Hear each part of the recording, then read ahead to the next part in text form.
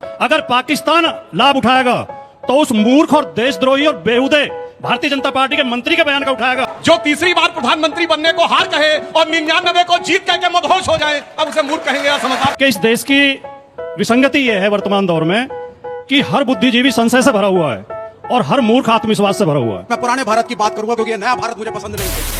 Welcome to alert media दोस्तों। सपा प्रवक्ता राजकुमार भाटी ने एंकर अंजना कश्यप से लेकर भाजपा प्रवक्ता सुधांशु त्रिवेदी और भाजपा को ऑपरेशन सिंदूर, सीज फायर, सुफिया कुरैशी पर विवादित बयान से लेकर जनता के सवालों पर ऐसा जोरदार धोया है जिसके बाद भाजपा प्रवक्ता सुधांशु त्रिवेदी आसमान तकने लगे। इस विस्फोटक डिबेट को बिना स्किप किए अंत तक जरूर देखिएगा। किसी जज पार्टिसिपेंट से कुछ पूछना हो, कुछ बोलना हो, आप उठाइए माइक। एक फौजी होने के नाते मेरा एक सवाल, हाँ। और वो पक्ष या विपक्ष नहीं, दोनों के लिए वो सवाल है। जैसे कि आप देखते हैं ऑपरेशन सिंदूर में, हाँ। हम फौजी टर्म में उसको बोलते हैं साइऑप्स, जो साइकोलॉजिकल वॉरफेयर, जो वॉर पाकिस्तान अभी लड़ रहा है, मिस इन्फॉर्मेशन, प्रोपेगेंडा फैलाने की कोशिश कर रहा है। तो आपको नहीं लगता कि ये जो डिफरेंसेस आप लोगों के बीच में है, कहीं ना कहीं पाकिस्तान उसका फायदा उठाएगा? तो उसके लिए सुधांशु जी और भाटी जी को बुला ही लेते हैं यहाँ पर। आ जाइए तो भाई, उसके लिए आप लोग यहाँ खड़े हो क्या कर रहे हैं? कुछ तीर झेलिए। नहीं, मैं मानती हूँ कि आइए, कई अपने विपक्ष के नेताओं, इनफैक्ट सोशल मीडिया इन्फ्लुएंसर्स की वीडियो को तोड़ मरोड़ के वहां जिस तरह से यूज किया जा रहा है मिस इन्फॉर्मेशन के लिए, तो उसमें आप क्या कहेंगे? भाटी जी इसका जवाब दे दूं?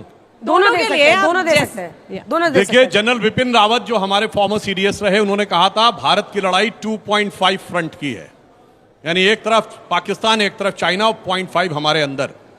अभी 71 की बात कर रहे थे। 71 में कभी आपने सुना कि भारत के किसी विपक्षी नेता का बयान पाकिस्तान में कोट किया गया हो उसके पक्ष में? यहां पाकिस्तान का मीडिया भरा पड़ा है भारत के विपक्षी नेताओं के बयानों से, यहां के सोशल मीडिया के वो इन्फ्लुएंसर्स के बयानों से। पाकिस्तान डोजियर भेजता है, उसमें भारत के नेता प्रतिपक्ष के बयान को कोट करता है। तो मैं एक लाइन में कहना चाहूंगा कि हम कभी नहीं भी हारे हैं, हम कभी नहीं ही हारे हैं दुश्मन के छल छंदों से, हम तो सदा ही हारे हैं अपने घर के जयचंदों से। माननीय सुधांशु जी की जानकारी के लिए मैडम को एड्रेस कीजिए। जज ने आपसे नहीं, सवाल केवल पूछा इतना बता दूं कि राफेल का सौदा डॉक्टर मनमोहन सिंह सरकार ने किया था, वो आया मोदी जी के टाइम में, वो अलग बात है। एक मैं आज सोशल मीडिया पे एक कोटेशन पढ़ रहा था, किसी ने लिखी, मुझे बहुत अच्छी लगी, उसे बोल देता हूं। किसी से संबंधित नहीं है, किसी को टारगेट करके नहीं कह रहा हूं, मुझे अच्छी लगी कि इस देश की विसंगति ये है वर्तमान दौर में कि हर बुद्धिजीवी संशय से भरा हुआ है और हर मूर्ख आत्मविश्वास से भरा हुआ है। अब मैं बहन जी की बात पे आता हूं। आपने कहा कि इसका पाकिस्तान लाभ उठाएगा। किसी विपक्षी पार्टी ने तो एक भी शब्द विरोध में बोला ही नहीं। विपक्ष तो पूरा का पूरा सरकार के साथ खड़ा था, सेना के साथ खड़ा था। अगर पाकिस्तान लाभ उठाएगा तो उस मूर्ख और देशद्रोही और बेहुदे भारतीय जनता पार्टी के मंत्री के बयान का उठाएगा, जो हमारी शानदार अफसर कर्नल सोफिया कुरैशी को गाली दे रहा है और भारतीय जनता पार्टी उसे अभी भी मंत्री बनाए हुए है, जिसके खिलाफ हाईकोर्ट ने कठोर टिप्पणी की है। सुप्रीम कोर्ट ने आज लताड़ लगाई है। सुप्रीम कोर्ट और हाई कोर्ट तो उस पर स्वतः संज्ञान ले रहे हैं। मीडिया में भी उसके खिलाफ आया है, सोशल मीडिया पे भी है, देश के नागरिक भी नाराज हैं। भारतीय जनता पार्टी पूरी तरह उस बेहुदे देशद्रोही मंत्री के पीछे खड़ी है। सवाल ये है, और ये इन्हीं के लोग जो हमारे विदेश सचिव मिस्त्री जी को गाली गलौज कर रहे थे, उनकी बेटी का नंबर पब्लिक कर दिया, उनकी बेटी को गालियां दे रहे थे, और दोनों बहनों को, जो बहनें उसके लिए आती थी, मीडिया ब्रीफिंग के लिए आती थी, उन्हें गाली गलौज दे रहे थे। और वो सारे अकाउंट वो है, मैंने बहुत गौर से देखा है, और अब चाहें तो कोई रिसर्च करा लें अंजना जी, सारे वो हैं जिन्होंने मोदी जी के, योगी जी के फोटो लगा रखे हैं। देश प्रथम, राष्ट्र प्रथम, धर्म रक्षा, हिंदू रक्षा, गौ रक्षा, सारे इनसे जुड़े हुए अकाउंट। ठीक है, चलिए अब हो गया। भाटी जी जल्दी से छोटा सा जवाब। अब इनकी बात का भी जवाब देता हूं। इन्होंने जहां शुरू किया तो वहीं से, बिल्कुल सही बात है। देश का बुद्धिजीवी चिंतित है कि देश के अंदर बैठे हुए लोग देश के खिलाफ ऐसी बातें कर रहे हैं, और बहुत से मूर्ख विश्वास से भरे हुए हैं कि एक दिन मोदी चले जाएंगे, मगर वो विश्वास कभी फलीभूत हुआ ही नहीं। तो जो इन्होंने कहा था ना उतरने की बात, तो मैं एक लाइन कहना चाहूंगा, जो तीसरी बार प्रधानमंत्री बनने को हार कहे और 99 को जीत कह के मदहोश हो जाए, अब उसे मूर्ख कहेंगे या समझदार समझ लीजिए। मेरा प्रश्न नहीं है, मेरी एक टिप्पणी है। मैं थोड़ा सा स्टीयर करना चाहता हूं वापस। भारत की नई नीति ये है कि कोई भी आतंकी घटना एक एक्ट ऑफ वॉर की तरह लिया जाएगा और हम उसको युद्ध ही मानेंगे। ये बहुत अच्छा मौका था कि हम इस नीति पर बहस कर सकते थे, पर हमने सुधांशु जी और उनकी टीम को ये अच्छा लगेगा कि वो सेना के शौर्य और पराक्रम को उसमें ले आए, ताकि क्योंकि उस पर कोई चर्चा नहीं हो सकती। पर आप लोग भी सेना और उनके पराक्रम पर चले गए, नीति पर बहस नहीं हुई। अगर आप अगले राउंड में उस पर वापस आ सकते हैं। थोड़े कड़क है। हाँ, नहीं, मैं जवाब देना चाहता हूँ। नहीं बोलते हैं नीति की बहस की मैं बात बताना चाहता हूँ। ये पहला मौका है जब भारत पाकिस्तान में कॉन्फ्लिक्ट हुआ और ऑर्गेनाइजेशन ऑफ इस्लामिक कंट्रीज चुप। कोई ये उदाहरण बताएं। 7165 हमेशा रिजोल्यूशन हमारे खिलाफ पास। ये पहला मौका है। यूएन सिक्योरिटी काउंसिल, यूएन में कोई रेजोल्यूशन नहीं। 7 दिसंबर 1971 को 100 देशों ने हमारे खिलाफ वोटिंग की थी यूनाइटेड नेशंस में। सोवियत रूस को वीटो करना पड़ा था। याद करिए 1971 में 5 पैसे का टिकट लगाया गया था बांग्लादेश को लेकर, क्योंकि भारत की स्थिति खराब थी। हर सामान पे 5 पैसा एक्स्ट्रा, जैसे आज 5 रुपया लगा दिया जाए। ऐसा हुआ नहीं, किसी ने हमारे ऊपर अटैक करने की बात कही नहीं। अब मैं फैक्ट थोड़ा बताना चाहता हूं, एक चीज जो दर्शकों को समझने। देखिए, एक दिन पहले जेडी वांस ये कहते हैं कि इंडिया पाकिस्तान की लड़ाई में this is none of our business. ध्यान है आपको, ऑन रिकॉर्ड बयान है अमेरिका के उपराष्ट्रपति का। और अगले दिन 24 घंटे में अमेरिका का राष्ट्रपति कहता है कि न्यूक्लियर वॉर होने जा रही थी, हमने रुकवा दिया। ये 24 घंटे में क्या हुआ? सिर्फ मैं कह रहा हूं जो इंटरनेशनल मीडिया में चीजें आई हैं, मैं एक थोड़ा फैक्ट कह दूं। जो न्यूक्लियर वेपन है कैसे आसमान किसी मकान में नहीं रखे रहते हैं, वो जमीन के बहुत नीचे रखे रहते हैं और वहां एंट्रेंस के 2 ही रास्ते होते हैं, इन और आउट। और अगर ये माना जाए सरगोदा एयर बेस के ऊपर जो खबरें आ रही हैं कि इंडिया ने उस न्यूक्लियर आर्सेनल के एग्जिट और एंट्री पॉइंट को डिमोलिश कर दिया था, तो अब ये खतरा हो गया था कि अंदर आप जा नहीं सकते, अंदर पता नहीं क्या हो जाए। अब अगर ये संभावना हो तो आपको पता सरगोदा भारत से कितनी दूर है? 170 किलोमीटर, यानी नोएडा से मथुरा जितना दूर है उतना दूर है। तो कोई ये कहे कि अगर वहां पे न्यूक्लियर डिजास्टर होता तो हमारे ऊपर फर्क नहीं पड़ता, तो ऐसा नहीं। न्यूक्लियर डिजास्टर कोई सरहद के वहां पे रुक जाने वाली बात है। इसीलिए मैं कह रहा हूं, बहुत से लोग हैं जो बहुत बुद्धिमान अपने को समझते हैं, पता नहीं कितने मूर्ख है। कौन बुद्धिमान है ये जनता अपने आप तय करे। ये जो ट्रंप ने हमारे युद्ध विराम, जो संघर्ष विराम की घोषणा की, ये हमारी सर्वप्रभुत्व संपन्नता पे हमला है। मोदी जी की नीति, पहली बात तो यहां फेल हुई है। तीसरा देश कौन होता है हमारे फैसला करने वाला, हमारी घोषणा करने वाला? दूसरी बात, भारत की नीति हमेशा से ये रही है, चाहे सरकारें बदलती रहीं, चाहे प्रधानमंत्री बदलते रहे, कि कश्मीर के मामले में हम तीसरे पक्ष को स्वीकार नहीं करेंगे। भारत और पाकिस्तान का मसला द्विपक्षीय है, हम दोनों पक्षीय आपस में बात करेंगे। मोदी जी ने गलत नीतियों के कारण और किसी अज्ञात भय के कारण, उस भय का आज तक देश को अभी तक पता नहीं है। क्या डर है ट्रंप से मोदी जी को कि मोदी जी की घिग्गी बन जाती है ट्रंप के सामने? गलती से तीसरे पक्ष को इसमें शामिल कर लिया है। देखिए, एक टाइमलाइन आप समझिए। 10 तारीख की रात को अटैक होता है। 1 बजे दिन में पाकिस्तान का डीजीएमओ भारत से संपर्क करने की कोशिश करता है। 3:35 के ऊपर संपर्क होता है। 4 बजे भारत सरकार प्रेस कॉन्फ्रेंस अनाउंस करती है कि 5 बजे प्रेस कॉन्फ्रेंस होगी। 4:35 या 40 मिनट पे ट्रंप का ट्वीट आता है। टाइमलाइन से आपको समझ जाना चाहिए। फिर भी मैं कहना चाहता हूं, अरे भाई, आप तो वो हैं जाके अमेरिका इंग्लैंड में कहे थे, why the defenders of democracy America and England are silent. Bharat में आके हस्तक्षेप करो मेरे भाई। बोले थे कि नहीं बोले थे? क्या बात करने लगते हैं, भूल जाते हैं। बोल देता हूं। चलिए। मेरा एक सवाल है सुधांशु जी से।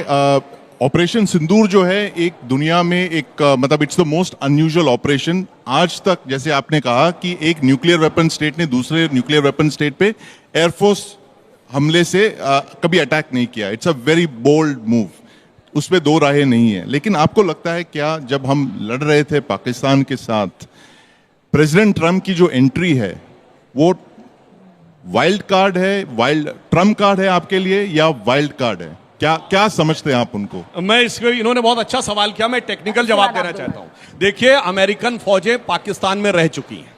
इस बात की प्रबल संभावना है, ये मैं अनुमान के आधार बोल रहा हूं, कि उनको उनके सारे आर्म्स स्टोरेज और न्यूक्लियर वॉरहेड्स के बारे में पता हो। इसलिए जब और अमेरिकन सैटेलाइट्स की जो पावर है वो चाइना से भी बहुत ज्यादा है। वो ऊपर से आपकी शक्ल पहचान सकते हैं, आपकी कार का नंबर पढ़ सकते हैं। तो हो सकता है उन्होंने कुछ देख लिया हो और जब पाकिस्तान डिस्टर्ब हुआ हो तो पाकिस्तान ने उनको अप्रोच किया हो कि दद्दा बचा लो, तो फिर दद्दा ने कहा हो बच्चा माफी मांग लो, इस बात की संभावना से हम इनकार नहीं कर सकते। जो ट्रंप की एंट्री आप कह रहे हैं या अमेरिका की जो एंट्री है वो इस संभावना काबू है। कौन दद्दा जिसको आप कह रहे हैं, दद्दा के पास गए, वो दद्दा परेशान कर मगर रहा है ये ना, तो हमें बात भी। आप समझिए ना, वो दद्दा बड़बोलेपन में देखिए क्या क्या कर रहा है। देखिए नाच हमने तो नचा रहा है। साफ कह दिया कि भैया हमको किसी की मध्यस्थता स्वीकार नहीं है। समाजवादी पार्टी का विपक्ष का पक्ष रखने के लिए क्या आतंकवाद पर मोदी नीति सही है? नई नीति आपका राजकुमार भाटी जी, 2 मिनट का समय शुरू होता है अब। शिकस्ता कश्ती को पार लेके सिर्फ हमारा हुनर गया है, नए खिवैये कहीं ना समझे नदी का पानी उतर गया है। पहला तो ये विषय जिस विषय पे आप चर्चा करा रही हैं पक्ष विपक्ष का विषय है ही नहीं। इस पे पूरे भारत के 142 करोड़ लोगों को एक ही पक्ष में रहना चाहिए, हमें अपनी सेना के पीछे खड़ा होना चाहिए और ये भारत ने दिखाया भी। और मैं भारत सरकार की 2-3 बातों के लिए प्रशंसा करना चाहूंगा, मैंने पहले भी की है कि एक तो इस ऑपरेशन को नाम बहुत सुंदर दिया, ऑपरेशन सिंदूर, इसके साथ पूरे भारत की भावनाएं जुड़ी। दूसरा, इस ऑपरेशन की जानकारी के लिए 2 बहनों को आगे किया, कर्नल सोफिया कुरैशी और व्योमिका सिंह, विंग कमांडर व्योमिका सिंह। ये बहुत अच्छा उनका निर्णय था। तीसरे, ऑपरेशन शुरू करने से पहले भी सर्वदलीय मीटिंग की, उसके बाद भी सर्वदलीय मीटिंग की, और जिस दिन ऑपरेशन हुआ उस दिन प्रधानमंत्री ने विपक्ष के नेता को बुला के उनसे बात की। ये सारे निर्णय बहुत अच्छे थे। और हमारी सेना का, सुधांशु जी ने कहा कि मोदी जी के नेतृत्व में सेना ने पराक्रम और शौर्य दिखाया है। भारत की सेना हमेशा ही पराक्रम और शौर्य दिखाती रही है, चाहे दिल्ली में कोई भी बैठा हो। नेहरू जी के टाइम में भी दिखाया था, शास्त्री जी के टाइम में भी दिखाया था, इंदिरा गांधी के टाइम में भी दिखाया था, अटल बिहारी वाजपेयी के टाइम में भी दिखाया था। सवाल यह है कि जो भारतीय जनता पार्टी और आरएसएस हमेशा पहली सरकारों की इस बात के लिए आलोचना करते थे कि सेना तो बॉर्डर पे जीतती है, नेता मेज पे हार जाते हैं, वही काम मोदी जी ने दोहराया है। जब सेना हमारी पाकिस्तान के घुटने टिकवा रही थी, मोदी जी ने किसी अज्ञात दबाव में आके मोदी जी ने कदम पीछे हटा लिए। मोदी जी दिल्ली में लड़ाई हार गए, सेना हमारी बॉर्डर पे लड़ाई जीत रही थी। सेना को बार बार सैल्यूट करते हुए ये जो संदेश गया है कि तीसरा देश हमारे संघर्ष विराम की घोषणा करता है, ये हमारी संप्रभुता पे हमला है, ये हमारे सेना के शौर्य पे हमला है, इसके हम आलोचना करते हैं। देखिए, नए भारत की बात की गई, लेकिन मैं पुराने भारत की बात करूंगा क्योंकि ये नया भारत मुझे पसंद नहीं है। उस पुराने भारत में मिसेस इंदिरा गांधी मेरी प्रधानमंत्री होती थी और ब्लेयर हाउस के अंदर, यूनाइटेड स्टेट्स के अंदर जाकर के प्रेसिडेंट निक्सन को 45 मिनट तक बिठाए रखा और उपहास उड़ाया उसका, सिर्फ इसलिए क्योंकि निक्सन ने हमारी प्रधानमंत्री को रिस्पेक्ट नहीं दी थी। और 71 के वॉर में जब अमेरिका के राष्ट्रपति ने फोन करके बोला कि हम हमला करेंगे, तो मिसेस इंदिरा गांधी ने कहा जो उखाड़ना है उखाड़ लो, हमें जो करना है हम करेंगे। इसको कहते हैं पुराना भारत और पुराने भारत का गौरव। और चले जाइए यूट्यूब पे और देखिए वो वीडियो जिसमें राजीव गांधी चल रहे हैं और बारिश हो रही है और रोनाल्ड रीगन उनके साथ एक अम्ब्रेला, एक छतरी लेकर के चल रहे हैं। इसको कहते हैं रिस्पेक्ट।